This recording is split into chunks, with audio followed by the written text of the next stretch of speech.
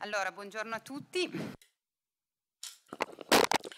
Good morning, everybody. Let's smile for the camera. So we are going to start our session entitled Educating Through Work. We have three distinguished guests, and they are really friends of us, and they have something in common. They represent different companies, they have different positions within their companies, but they really do their job in a passionate way. With them, we'd like to find out how they can communicate this passion, how they can pass it on to the people working in their companies, because the educational aspect is becoming part of the work environment. So at work, there is also this educational aspect. So we tried to understand how our guests pass their passion to their co-workers to help them meet the challenges of the labor world.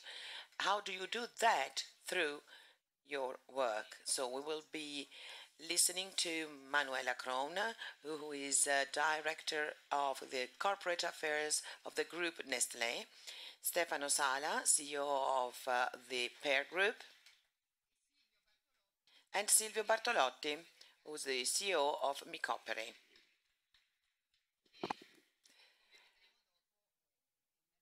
This is a company, well, its name probably doesn't ring any bell, but it is due to him the very good example that Italy gave with the recovery of the wreck of the Concordia ship.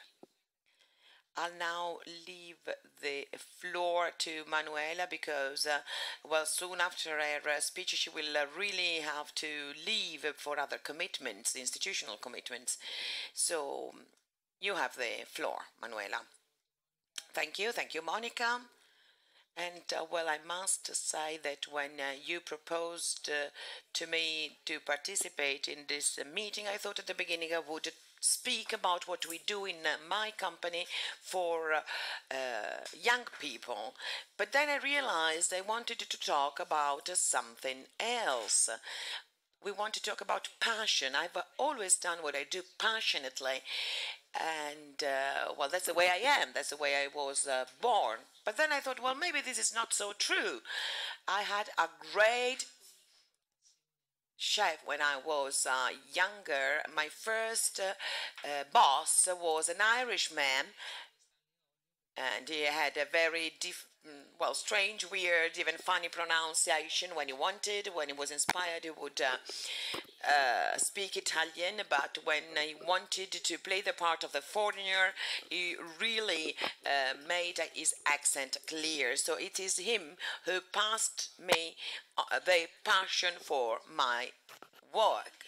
So, well, in doing this, in educating, in to love what you do, to love your work, what is most important, what I have learned from this boss of mine, as well as from different situations, even negative situations, is that you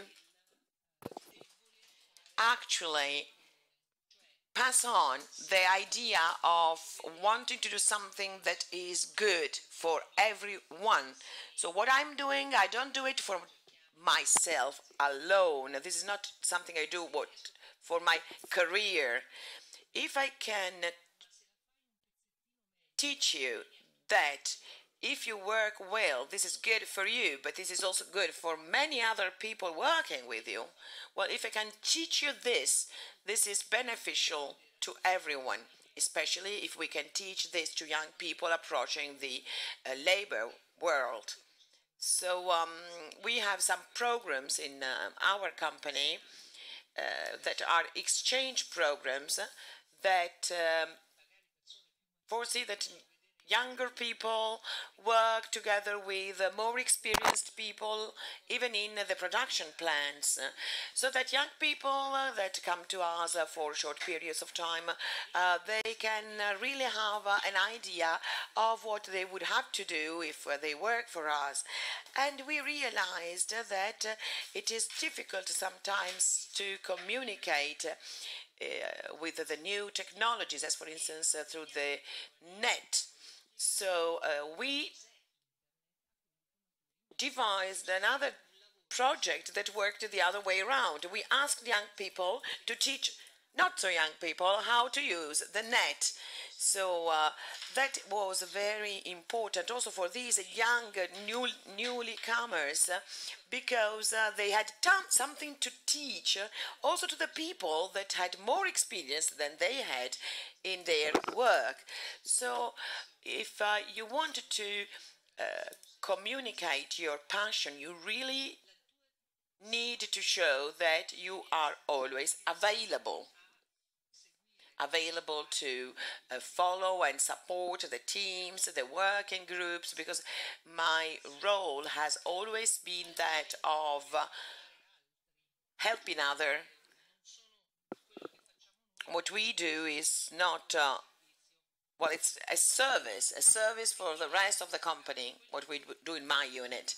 So we need to find your own passion, the passion of the group you work with, but you also need to teach everyone this desire to do your job well. So this project, when they first appointed me to its guide, was really enthusiastic. Do you remember the 2K Millennium Bug? Well, I worked in an American company in Rome, Colgate. 2 years after, or more or less, I was nominated to chair the working team that dealt with the Millennium Bug. And I said, well, I don't understand anything of IT. Why? Why are you asking me to coordinate legal services, production plans, technicians? I cannot do this. And what they answered was, because you are a team builder. Because at the time we had well, the typical American scorecard for evaluating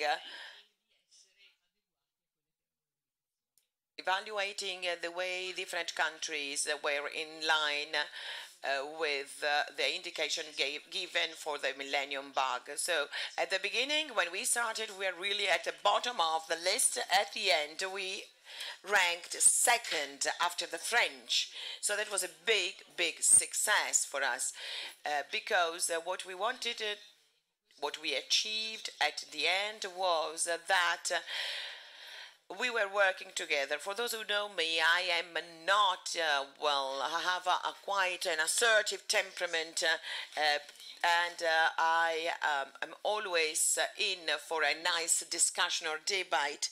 But there was an environment at the beginning that was too difficult, too tense.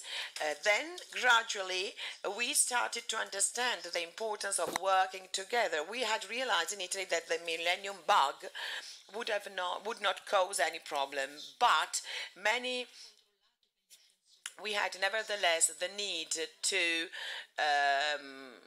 verify that the bug would not cause any problems. For instance, for lifts in buildings.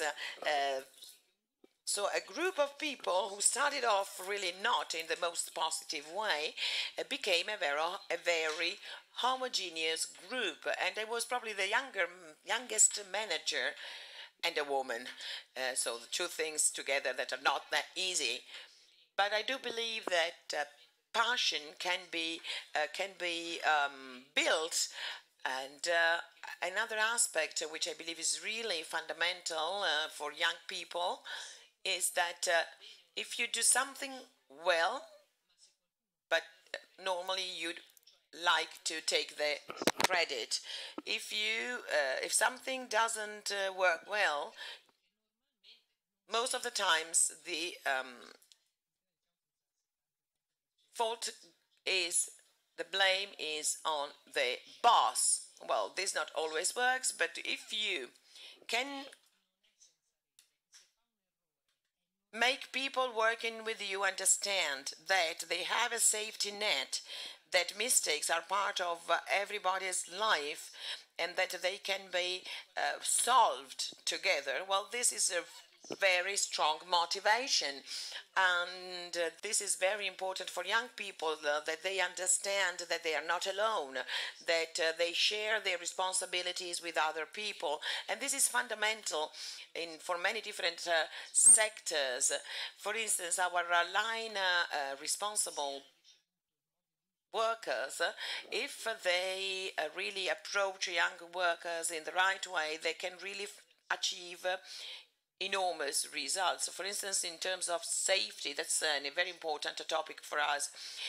Safety training is one of the most difficult things you can do, but if you do that with passion,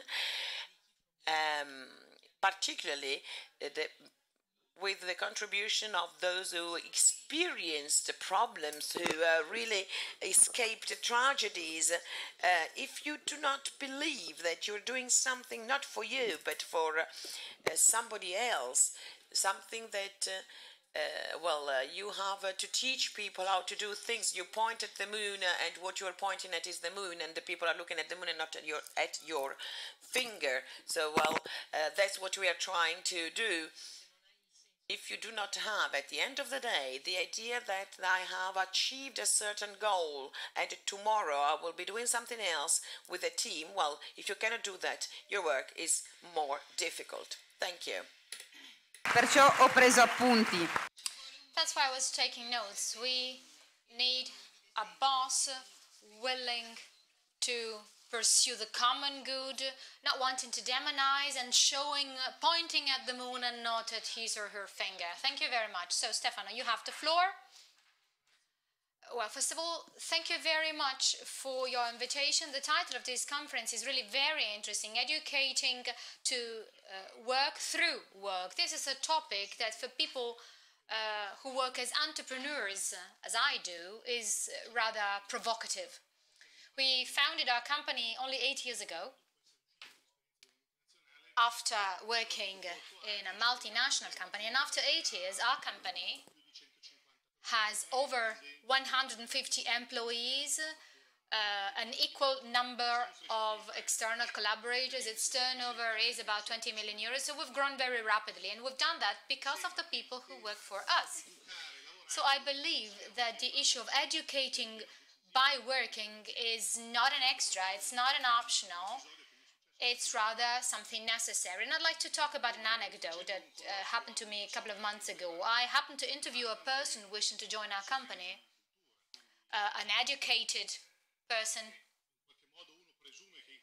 And when talking to such people, you tend to assume that these people are accustomed, are familiar with these topics, and instead, actually, the first 3 questions posed by this person were: what kind of pay am I going to get? What time will I leave the company? And as I rather often go to the gym, I'd like to go to the gym 3 times a week. So my reply to her was, what do you think, what kind of idea do you think I can get of you if these are the first questions that you pose to me? Probably because of the crisis of other educational settings like the school or the family setting. But in fact, as a matter of fact, work is becoming the first area where young people really can really get a grip with reality. In other words, getting off bed at a given hour, interfacing their boss, really knowing what it means to work. So it seems to me that the topic of this conference sort of forces us to pose ourselves some questions. In other words, what should we do as entrepreneurs? Do we have the intention, the inborn intention to help people grow through their work. So this is a really important question, not only as individuals, but also as companies. The more our company grows, the more I realize that our employees, our collaborators should be better than we are, more capable than we are, and better capable of facing challenges. If this is not the case, many of the companies set up, founded with great expectations, do not grow because the entrepreneur is not capable of conveying his ideas to his collaborators. Three main issues come to my mind. They're all based on the experience I've matured as an entrepreneur. I work in a company whose task is to support people suffering tragic events in their life. In the Book of Wisdom, it is stated that actually God does not work, so to say, on the tragic events of other people. But I have to say that if I have to make a comparison with that book, ironically, well, my company does. We deal with the needs of people, with really existing expectations and needs. So supporting people to, in a way, restart their life or their activity is actually what we do. So the first big task I have as an entrepreneur consists in the fact that I want the people who work with me to actually put their heart in what they do. One of the big evils of our society is that our life is sort of secluded in small boxes in a way. Work, family, etc. To a certain extent, this is also true. But I tend to notice that, for example, the better you work, so you tend to work better if you put the whole of you in what you do, the wish to meet the needs highlighted by the title of this year's edition of the meeting. So those who succeed in their work are the ones who, in a way, put the whole of themselves in their work. So the idea of work as simply a contract between the enterprise and the company vis-à-vis a given compensation is something really abstract. When you work, you have to put yourself, you try and fulfill your own self. So the first big step is to support the ones who work with us, understand that work is not some kind of a condemnation simply to get a compensation, to be paid. Work is the simplest way through which you, so to say, fulfill yourself and your life. And I realize that this has important, remarkable implications, especially in terms of how we manage our company. Given the activity we carry out, we are compelled to act within 24 hours all over Italy. So anyone in our company has had to intervene and therefore, for example, to renounce his or her holiday. So you cannot work in a company where your plans are constantly changed unless you perceive that actually there is a big chance for you as an individual given by that work. So that's what I mean by pulling the heart in what you do. And this is also shown by the fact that our work is characterized by lots of contradictory interests. When we go and work after a fire, for example, and we have to deal with a company that has suffered lots of damages, that has no money, that has problems in terms of not being sure of whether the insurance company will pay them or not, then we have to deal with, for example, the insurance faced with the need to pay the right amount of money to companies suffering damages. Actually, what we are asked is not only to solve technical problems. What we are asked is also to, in a way, find an agreement, help the various parties find an agreement between themselves. Only if you are capable to fully empathize with the problems of the other person, then can you really find a balance between contradictory interests, opposed interests. So educating to work, educating to professional work, to professionalism, also means, and this is even more difficult, educating to personal maturity within that professional profile. And here lies the solidity, the stability, the soundness of people, and the ability of people of looking at reality not only from their viewpoint, but also from others' viewpoint. This is what helps people emerge. As entrepreneurs, I strongly feel that the first task we have as a company is to help enhance these factors, is to help in a way find a solution, is to be positive and optimistic, using creativity, and in order to understand how problems can be solved. 1 month ago, out of example, there was an entrepreneur. This entrepreneur was producing an important order. He had worked a lot to get that order, and a fire happened to his plant. And he applied to us because he was running the risk of shutting down his business. So we have, in a way, to empathize with the problem of the customer. If we do that, unless you do this, you won't be able to succeed. And you can do that only if you, in a way, perceive a different kind of humanity. There's a second remark I'd like to bring to your attention. In our work, as well as in many other works, we all make mistakes. We've made a lot of mistakes over this last 8 years. But if I look at the people who work with me, it has never occurred to me to in a way, encounter someone willing to go to work and making a mistake. This never happens. Whenever we see a mistake in a company, we immediately have the tendency of putting the blame to other people. So companies have sort of become contexts in which the blame is put onto other people. We always have the tendency of identifying the mistake and the culprit for the mistake. What we should do is to try and understand that why that mistake was made. We should understand that if a mistake was done, probably that was done because the person did not understand that there was a close connection between the task performed by the individual and the goal of the company. Let me give you another example. In Milan, we have a nice office. We often have meetings with insurance companies in the meeting room of these offices, and we like this room to be tidy. We have a coffee machine with clean coffee cups and so on. Quite often, I happen to enter this room in the early morning, and actually the room was not tidy, coffee was not there, and these are things that really drive me crazy. So, my first reaction was, okay, I'm going to get rid of the cleaning company helping us. And then actually I told myself, let's try and understand why this happened. So, one evening I stayed till late. At about 8 or 9 p.m., the cleaning lady arrived, and I talked to this lady.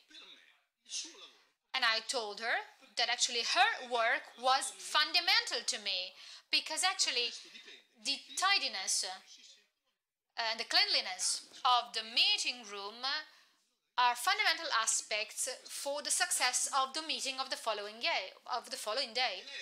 And I understood from the look in this woman's eyes that she had understood what I meant. So you contribute to help the people working with you really understand what you mean.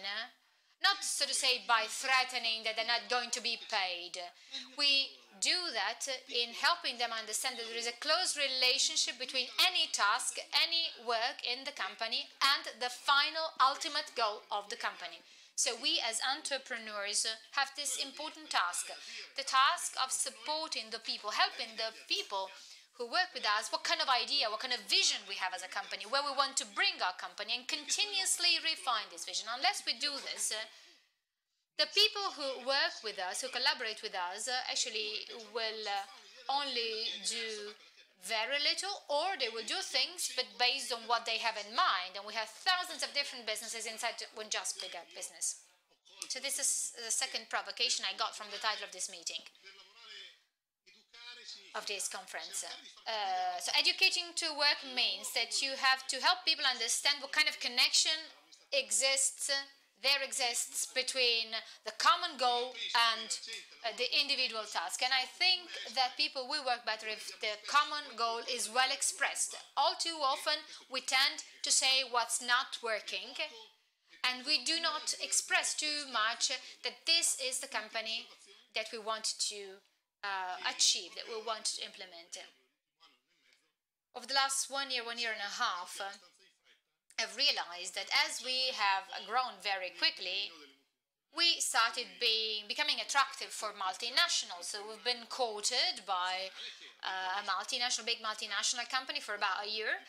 They had realized that we were quite smart, and so they wanted to take us over.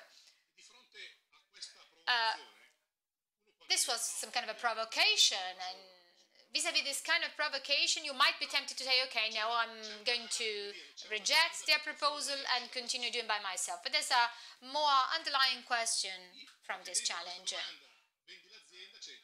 They asked us whether we were willing to sell the company. Our reply was no. And the basic question within our reply has to deal with the kind of idea that we want to bring forward with our company. And this induces me to understand one aspect. We as entrepreneurs have to think of an element which in a way defines what we do as businessmen. Many people think that entrepreneurs, that businessmen actually do that as a job to earn more money, to buy villas, or to acquire a different social status. This has nothing to do, in fact, with the life of businessmen. I believe that entrepreneurs identify the capacity, the possibility of meeting their customers' needs in a new and original way. To be capable to meet customers' needs in an original way, you need to be, in a way, whole. And so one thing that characterizes the work of businessmen is the fact that we should communicate to our customers that in spite of the problems and in spite of the crisis, there is a new way of looking at things.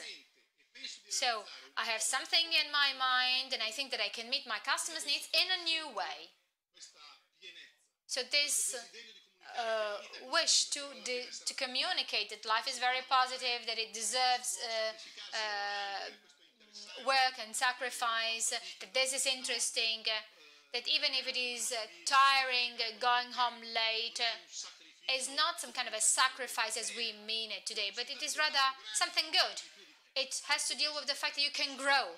So this positive connotation is the decisive element that has to be conveyed to your employees when you educate them to work. I'd like to conclude by saying that, for example, over the last few months, a couple of young women, came to me and communicated they were pregnant.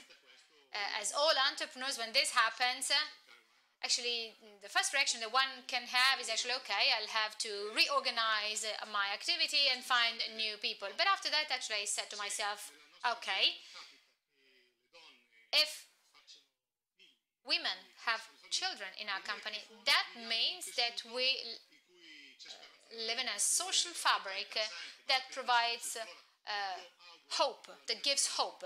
So I really hope that my company, that even when this company grows bigger, we can have the same possibility for life that we find today. Thank you very much. So we are adding very interesting elements to our debate. For instance, you said that to educate, to work, you need to believe that your co-workers are better than you. Then I was really stricken by what you said, that the goal of an entrepreneur is to really understand to have a vision that has to be shared with the others. Otherwise, it won't be achieved. The goal won't be achieved. And then what you said at the end, that there is this commitment that in itself is a positive idea of life. So, well, now Silvio Bartolotti, he was, well, became famous because of this exposure on the media following the Costa ship wreck recovery that really, well, in a way, made Italy counter the disaster of the incident itself. When I met him, well, obviously he's a visionary man, he's a great entrepreneur, but he's not only a leading manager. So, well, I would like to ask him the same question I asked the other questions. In your experience as an Italian entrepreneur, how do you pass on this passion to your co-workers? What are your worries with reference to the people working with you, the area you work in, and the world in general? Well, first of all, I'd say that it's a great honor for me to be here at the meeting in Rimini, because I believe that it is an event based on solidarity and union, and this is something unprecedented in any other event in the world. So it's really a great honor for me.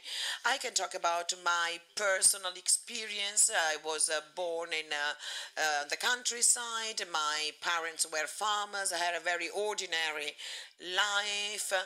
I started working when I was 16.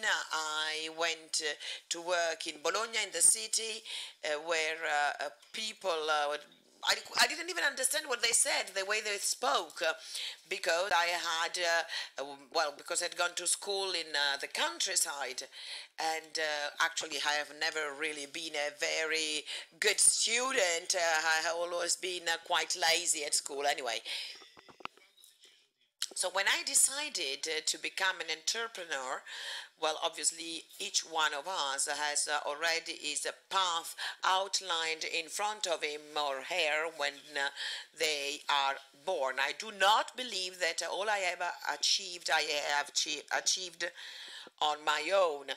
I started with a very small company of industrial painting services, and then from 2 my employees became 10 and then 20, and my company started to really grow. And about 20 years ago, when I acquired Micoperi from the Ministry of Industry, I had seen this company when I went to the city of Ortona looking for customers, and I saw this sign at the port that said Micoperi, and I said, well, what?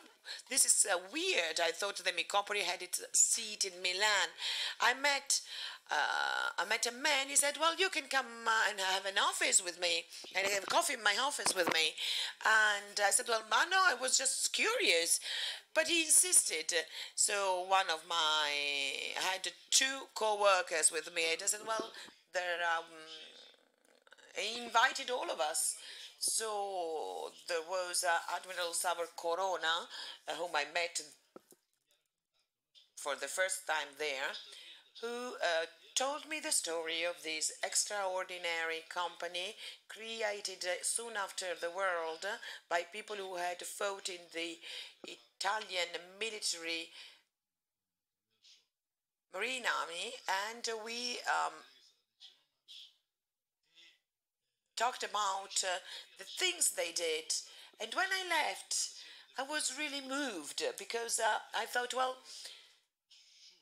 in a country like this, a democratic country, it is really terrible that this company is now dying out. It used to have 2,500 employees, and now it just had 35 employees who were not probably the best or the more experienced. So I started to look for an entrepreneur who could acquire, take over this enterprise, this company. And I had hoped in Raul Gardini, but well, you know what happened afterwards. So I didn't really have any chance. I didn't know what to do. So one night I couldn't sleep, and then in the morning I said, okay, I'll try it myself. But I knew it was really a difficult path. We needed a lot of money. I had limited financial resources. My something terrible had happened because I had been actually frauded by one of my best friends. I had problems in finding financing banks. Then the extraordinary commissioner for the company had to go because he had done some irregularities, and well, 2 years afterwards, they contacted me and they asked me if I was still interested in taking on the company, the enterprise, and I said no, I don't have the money. And then he said to me, well, I have to make an international call for tender. And he said, well, you can actually try and make an offer. So I made my offer, which I really thought was not adequate. I made this proposal, this offer to the Ministry of Industry, who was the owner of the company. I would have acquired one ship in the first year, another one in the second year, the headquarters in Ortona the third year, and then the rest the fourth year. It was 1995 then. 20 billion lire were, well, an enormous amount of money at the time. So the extraordinary commissioner called me and said, well, you won. And I said, what? I won? And now what am I supposed to do? And he says, well, you were the only one who answered correctly to the call of the tender. Some have actually asked to just take over the ships or the technical and operational basis in Ortona. So, just to begin, we needed 150 million to start with, and a very small local bank lent me the money. I don't know where they got it. I don't know whether I deserved it, but they were really very, very they had confidence in me. I managed to pay them back over time. You need also some luck when you work. A customer, Tecnomare Venezia, the following day after I signed this agreement for the taking over of the company in Rome, and they told me, we know that you have taken over Micoperi, and they said, we have a commission, we have a job in Lebanon. If you want, you can come and meet with us. So we did, and I went there, I accepted this job, and we went to Lebanon. It was our first time abroad. So with the money we earned, we managed to pay the first installment for the company. The second and the third year we managed to repay everything back with the money we gained. But I was actually doing a work which was not my job. I didn't know what I was, the kind of job I was doing. So I really needed all the experience of those 35 employees that were still there. Then I obviously also had to hire other people. And these 35 people taught the newcomers how to work in that field according to their experience, to their know-how. So, well, there's just one secret in our company. We work only in the sea. we use our ships, we have industrial plants in the sea, we have oil plants in the sea, we install oil plants in the sea. So, well, what I did, every time we had a commission, an order, I summoned all the employees, I brought them to the sea, and I asked them to look at what we were doing in practice, because I wanted them to be aware of what we were doing. And this is how my company grew. The most difficult year was the last year, and I want to share this with you, because sometimes being good is not enough. I had to pay the last installment, 10 billion lire of this loan, and I just have 2.5 billion. So the very last day, I still lacked 7.5 billion. So after 5 years of efforts and work, I could lose everything because I didn't have the money. A lady came to me, a lady who worked for a bank that no longer exists. Maybe now it is being taken over by UniCredit, I don't know. Well, she came to my office at 3 o'clock in the afternoon. She listens to what I have to say. Obviously, I tried my best to convince her. She stayed she sat there, and then she shook my hand, and I thought, okay, I didn't make it. Then she really held my hand and said, Bartolotti, tomorrow you will have 7.5 billion lira on your current account. You can use them as you want. Let's try and imagine how much that was. So this person, this lady, was really very ready to trust me. She was there for me. She listened to me, and I managed to convince her to give us the money we needed. Now our company has grown. We have 1,500 to 2,000 employees. Our company is well known at international level, and there has been this, well, let's call it an accident, that of the cruise ship Concordia, because I know that our friend Sala does a very distinguished and honorable work, but I do not like to be mixed into accidents and, well, disgraces. Noi facciamo un lavoro. Well, our work is based on engineering, on preparation. We prepare manuals and handbooks that are then followed when we work at sea, because all the different commissions are different one from the other. We have different needs. So a friend called me once, who was in his car with one of the members of our trade union association, and he said, do you take part in the recovery of the wreck of the Concorde? And I say, no, I don't want anything to do with these things, a disgrace, because when there are people who died, I really do not want to mix with that.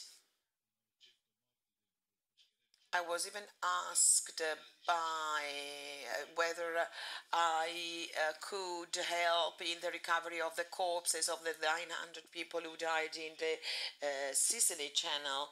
And I said, I can give you all the means, all the technical means, the ships and everything, but I'm not going to do it myself. This is something I cannot do. So my friend told me, Silvio, if there is no Italian company to take part in this initiative, we will really cut a very bad figure in front of the whole world. And this is true. I cannot say this. I can say this now. It is true. This is something that really struck me, and I really thought about this. Maybe I was wrong to say no to those who asked me to participate. Our broker in Genoa called me after 10 days and said that there was an American company looking for a partner in Italy to participate in these initiatives. He said, well, I've always been saying no to these offers, but okay, I can meet them. And if I think that what they do is right, I'll see what to do. These gentlemen from the United States came to my office, made a lot of promises, which they actually met only by about 60%, because our way of working in this field is completely different from their way of working. After 2 or 3 years of work with this company, maybe, well, I've started to think that when babies are born in the United States, and they have their open eyes looking at the ceiling, they have the image of a dollar banknote on the ceiling, because that is so impressed in their minds that it never leaves them. So they had promised to work in a just and correct way to help us to remedy to the bad figure we had already done with the ship. And so I asked, okay, let me think about this. I called what was going to become the project manager for this project, and then I called two people who had been working for Micoperi forever, even though in the meantime they were working as external consultant. They are my own age, so they have really a lot of experience. I called the three of them, and I told them, if I should be so crazy as to decide to participate in this call for tender, what would you say? How much time do we have? And I said, 1 day. Then you have to say either yes or no. And then, according to your answer, I will take my own decision. After 24 hours, they said yes. And that's when I understood that there wasn't really a problem. We did participate in the call for tender. We were at the beginning 13 participants, then 6, then 3. And then there were a lot of different changes and things because they really tried to cut us out of this call of tender, because there are a lot of interests at play in such a tender. And then in the end, the Italian state, who had to take the ultimate decision, said that our project was the only feasible one, and so we won the tender. It's an engineering project which lasted 2.5 years. It could have lasted less, but there were a lot of interferences during the actual work of recovering the ship. There were problems, there were procedures linked with all the insurance companies and so on. So, well, we started to work. The project was carried out entirely within the Micoperi. The United States had tabled 4 projects, but they were not accepted, so we started to work on that project. Many of you have followed on TV the moment when the wreck was recovered and put on some platforms. And in the last page of my offer, I had written in bold characters, we do not want to earn money for this work, because that would be money coming from a disgrace, and we want that when we leave the Isola del Giglio, everything has to be as it was before the shipwreck. But the most moving thing, the most thrilling thing for me, and maybe for the rest of the world as well, was the day when the wreck was brought away from the Isle, because the Isle was already installed on some platforms. It was upright, it was no longer horizontal, and no one seemed to notice that every day something was changing, because all the different activities were carried out by divers. There were over 130,000 diving missions, because on the left we could actually fix the ship to the platforms, but on the right side we couldn't do anything. So one of our technicians, not even an engineer, managed to find the right decision. We really need to find something innovative. Divers cannot actually do much effort in the water, and you can imagine how difficult it can be is to lift the chains under the wreck that were over 26 tons heavy, and that had to be tied to those platforms. So we needed something that could actually help us put the ship upright. So a kind of this technician invented some kind of swivel which was made of steel. It was quite thick, and it managed to have these things that managed to put the wreck upright, and that was a great idea he had. The day the wreck abandoned the Isle of Giglio, the last of the lines that held the ship, we had three towers that were towing the ship. The very last of the line the stern of the ship was cut by one of the children of one of my employees, because he never went to school, but he's always worked for me very well, and he's also part of the administrative board of our company. Is one of the directors, and because he has always worked with so much effort and commitment. So this is the kind of school we do, the kind of school and education we do in our company. So when the ship, the wreck, abandoned the isle Isola del Giglio, that had been really brainstorming day after day to actually find a solution to the problem, were really moved. They were crying. The people on the island were crying, and this is really a great emotion that was felt all over the world. So many people were crying in front of the television that day. So this is the result that our team managed to achieve, because you see, there are no written rules to educate, train our employees. First of all, it is very difficult to create a job. We are now trying to launch some startups. We have two research companies. We are, for instance, we have begun to grow micro-marine algae to be used for biological defense in agriculture, in the sector of pharmaceuticals and human food.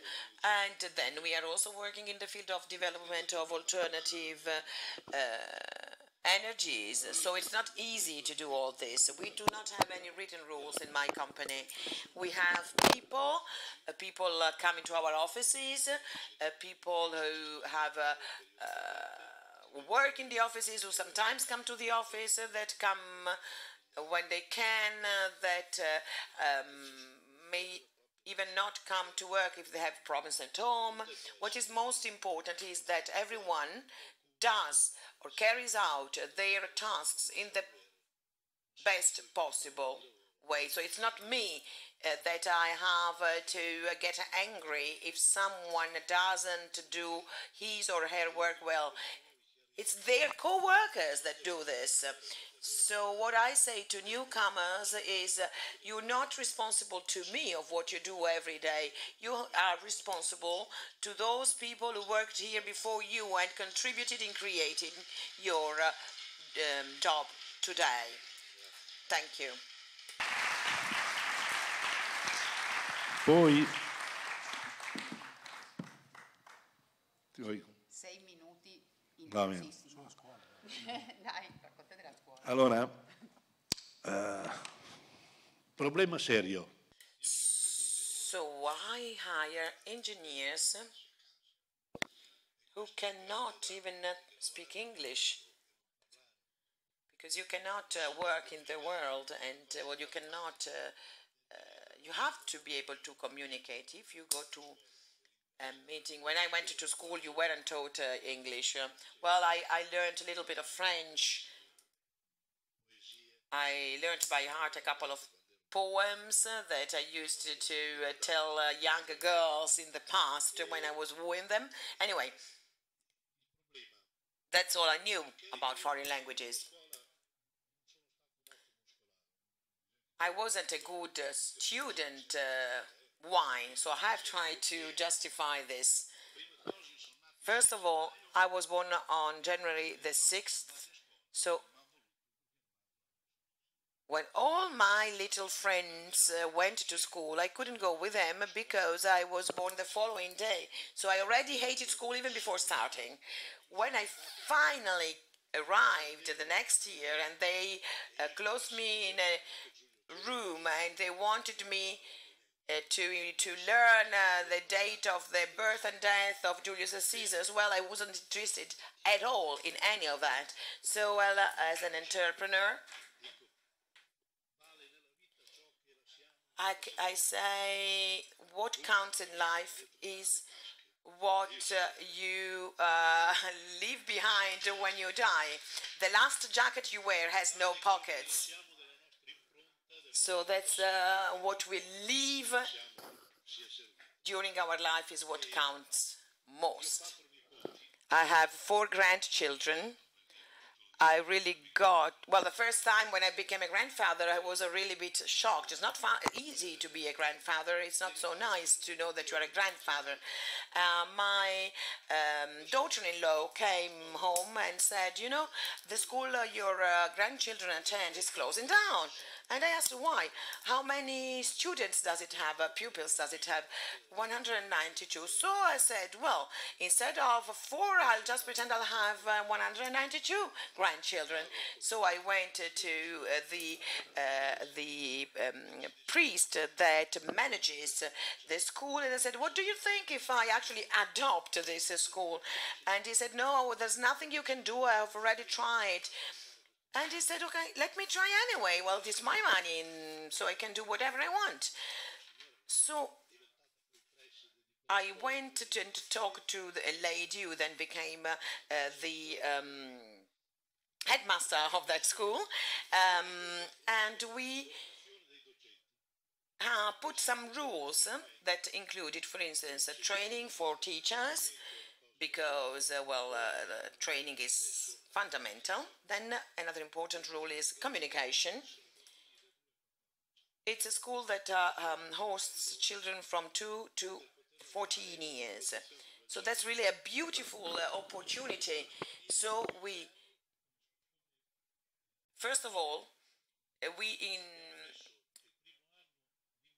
adopted English and Spanish for the first 2 years, and we also added last year Russian to our curricula.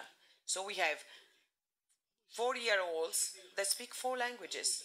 It sounds incredible, but very young children can learn very easily. They absorb foreign languages. So what else should the school do? We included the music in our curricula, because it is very important to have music in your life. So we have a flute, we have guitar, we have the piano, and now also the violin. My friend Renzi is waiting for me.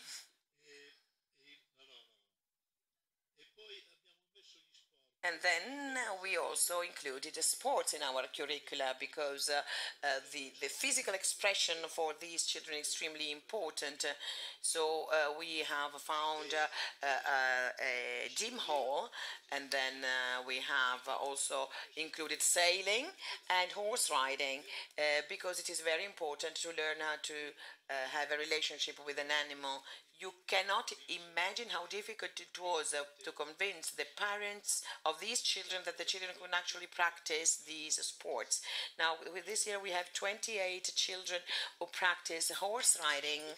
And do you know how much it costs? Because this is actually the spirit to prove that our government could do a lot of extraordinary things without spending too much money. All this costs 4,000 euros per year for each child, whereas our government spends 8,000 euros per year for each child in our schools.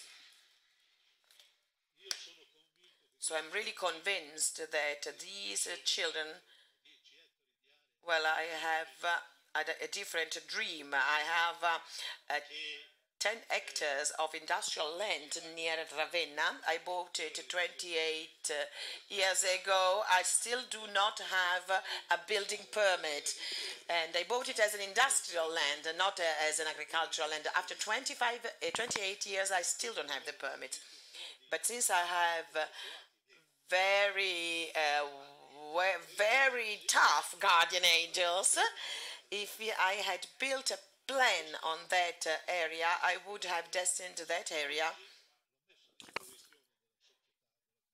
to activities, teaching activities, school activities, universities. So I would like really to create a single school path that starts when children are 4 years of age up to 20 years, where they get a degree with this very innovative methods that includes languages. Communication is essential in life, and so I think that thanks to these children will be the leaders of the world tomorrow, and they will have more skills, because when I go to school, when I go to these schools, I went to Florence a couple of weeks ago, when to the Accademia 2, when the director saw our 14 years old holding hands with 2 years old children, he asked me, how did you manage? Because my children are not as good as yours. They will all meet the same kind of problems in the future. So we are already working, already building teams.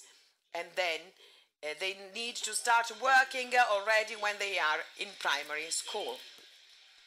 Questo tua moglie non è d'accordo. Sì, sì. Grazie.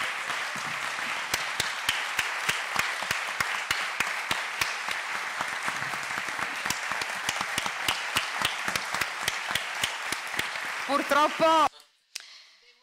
Well, unfortunately, I have to interrupt the applause that would have probably gone on even for longer. Thank you very much. We know that we have really lots of things to learn from you, especially when it comes to your curiosity and responsibility that you have conveyed to us all. Actually, I've already worked on my working plan for the next 70 years. So I'd just like kindly ask you to note the following. We can follow the meeting of 1 o'clock